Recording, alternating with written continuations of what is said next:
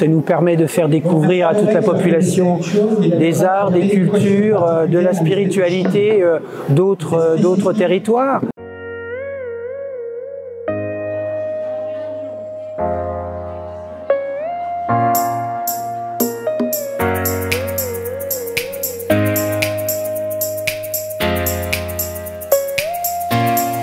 Ce qui est aussi très intéressant, c'est de découvrir cette culture, on va dire, plutôt asiatique et qui nous permet peut-être de prendre des choses avec beaucoup plus de calme dans une société qui est quand même aujourd'hui très active et très, je dirais, qui connaît quand même beaucoup de problèmes.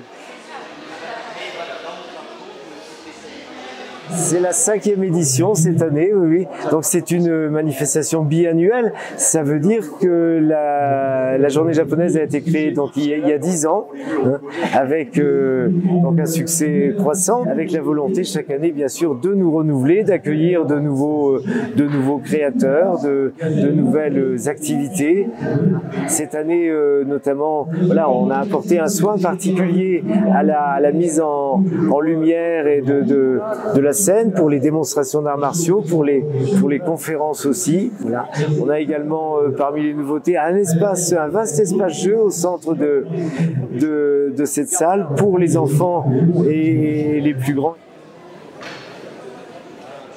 On a une vision peut-être un peu réductrice, hein, mais je pense que oui, on peut résumer par tradition et modernité. La tradition des arts martiaux en particulier, du pliage de papier, de l'écriture, de la calligraphie. Donc on conserve bien toutes ces traditions tout en développant, par exemple, les mangas. Ça c'est vraiment un univers qui est aussi très, très apprécié et largement présent aujourd'hui, par l'intermédiaire de nos libraires, par l'intermédiaire des cosplayers qui vont présenter donc à la fois des créations et puis des mises en scène, des mises en situation. Ils vont interpréter donc des personnages de manga en particulier.